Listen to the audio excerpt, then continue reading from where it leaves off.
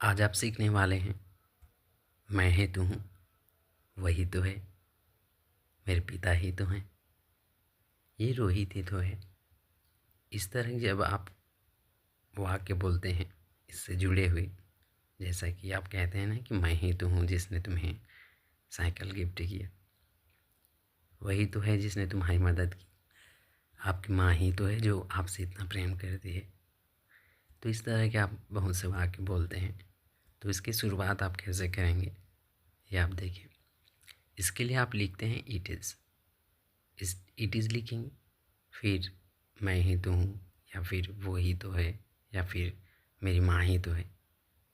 तो उसके बाद आप ये लिखेंगे, मैं ही तो बोलना है तो आप लिखेंगे आई, वो ही तो है, वह, तो लिखेंगे ही। और अगर आप बोलते हैं मेरी माँ ही तो है तो माय मदर लिखेंगे इसके बाद। ओके, तो चलिए देखिए वाक्य। पहला जो लिखा है उसे देखें, इट इज़ आई, मैं ही तो हूँ। ठीक है, बाकी आप वाक्य जब आगे बनाएंगे तो आप बाकी के वाक्य लिखेंगे मेरे फ्रेंड। फ़िलहाल अभी मैं वहाँ पर नहीं आया हूँ। तो इट इज़ आई, मैं ही तो हूँ। सेकंड देखिए, इट इज़ ही, वो ही तो है। ही का मतलब जानते हैं ना, वह होता है।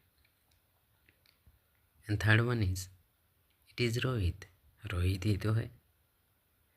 इट इज़ यू, तुम ही तो हो। And fifth one is, it is your father, तुम्हारे पिता ही तो हैं।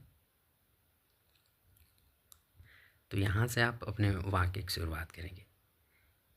एक दो बार इन्हें रिपीट कीजिए आप। इट इज़ आई, मैं ही तो हूँ। इट इज़ ही, वो ही तो है। इट इज़ रोहित, रोहित ही तो है। इट इज़ यू, आप ही तो हैं। इट इज़ योर फादर, आपके पिता ही तो हैं। तो इस तरह से आप इसके बाद लिख सकते हैं आई, ही, से, इट। और ज़्यादा आप स्पोकन इंग्लिश में देखेंगे तो इट इज़ मी लिखा कहा जाता है।